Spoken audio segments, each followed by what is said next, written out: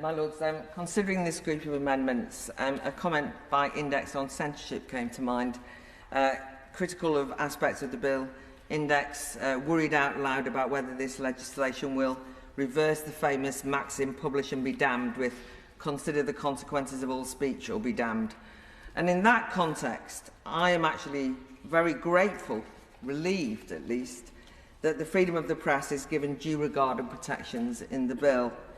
Freedom of press is one practical form that freedom of expression exists in and is invaluable in a democracy.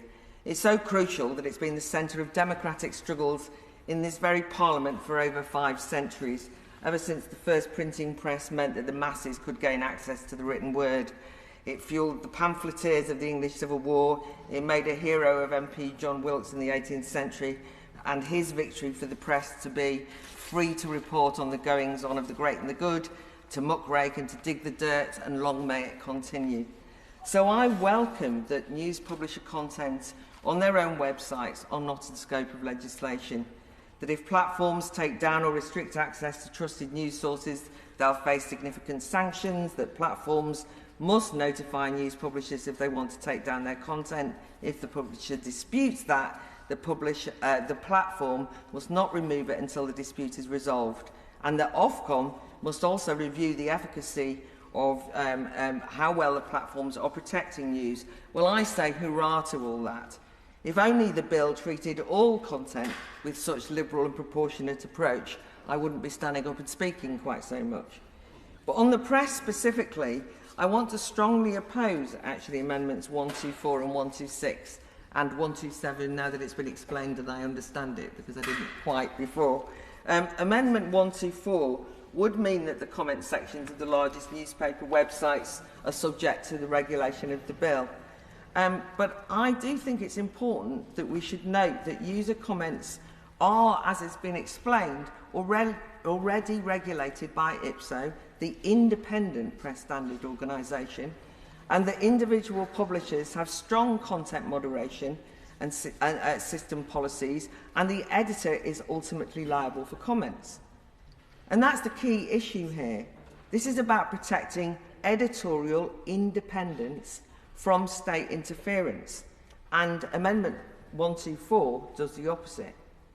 That amendment would also restrict the ability of UK citizens to discuss and engage with publishers' content. I think it's part of a lively and vital public square to be able to be free to debate and discuss articles in newspapers. We've heard some pretty graphic and grim descriptions from Baroness Grey-Thompson and Lord Clement Jones about those comments, but actually, ironically, the comments section in newspapers, for me, is a form of accountability of the press to readers and the audience. And although the descriptions were grim, much of it is intelligent, well-informed, interesting, and, as I say, feedback. But I'll go on to talk a little bit more about hate afterwards. What's more than that, one likely outcome of this amendment is that newspapers could shut their comment sections down. The cost of investing in proactive scanning of children's safety technology would be prohibitively expensive, and I think that would be a great loss. And whenever a newspaper article is published and the newspaper, because it's maybe controversial, decides not to have a comment section, actually all over social media, people say, that's not fair, I wanted to say something on it, and they just comment on social media. I'm especially opposed to Amendment 126 that would mean that only those news publishers that would qualify to recognise news publisher status would have to be a member of an approved regulator. And we do have to be clear what is meant by an approved here. It means state approved. It would be the return of state licensing of the press and wipe out all those hard-won gains dating back from Milton's Areopagitica and John Lilburn and the Levellers' sacrifices for press freedom. I just don't want to throw those away. It would leave publishers in an impossible position of choosing between submitting to state-backed regulation or leaving their media content open to censure or censorship by tech giants or Ofcom.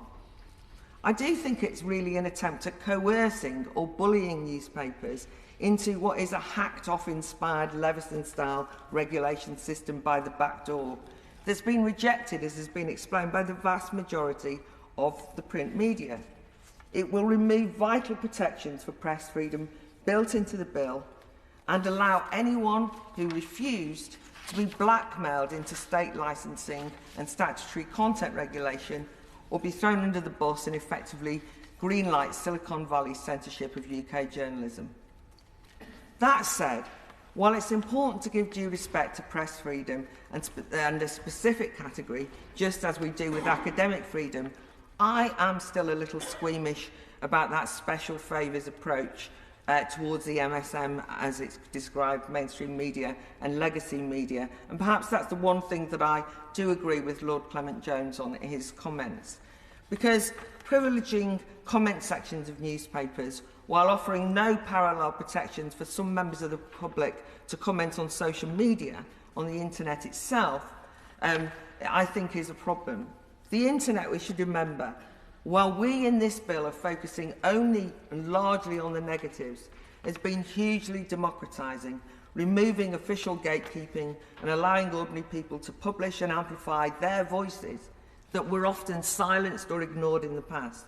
Yet now they are peculiarly subject to censorious measures, and what's more, their reputations traduced.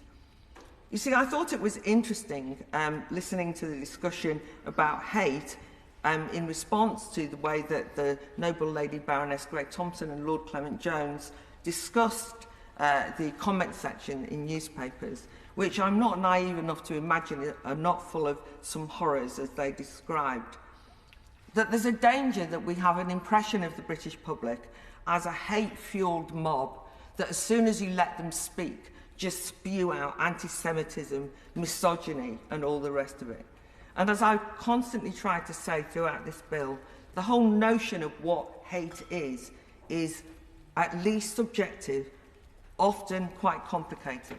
So one example that happened just a couple of days ago was when an organisation titled Stop Funding Hate, in response to an article about a female sportswoman who perfectly legitimately raised concerns about the disputes on sex and gender in sport and believes that women's sport is in danger and on the line, Stop Funding Hate described that as bigotry and hate. That led to a great deal of abuse of the female athlete. And then Stop Funding Hate led a campaign to get a corporate boycott of advertising, as it happens, from the Telegraph newspaper, on the basis that the article was hate-fuelled, whereas I think the censorious boycott was hate-fuelled. I think, therefore, using, in this instance, big business money as a weapon to dictate editorial content shows you that there's a variety of ways that press freedom is being on the line. I think that women arguing for protecting single-sex sport and then being subject to vile misogyny, being described itself as misogynistic hate speech, or, transphobic hate speech, shows me at least that in the name of fighting hate, we should not have any attempts and assault on press freedom. So I will oppose all of these three amendments. My Lords, I rise to support, in particular, Amendment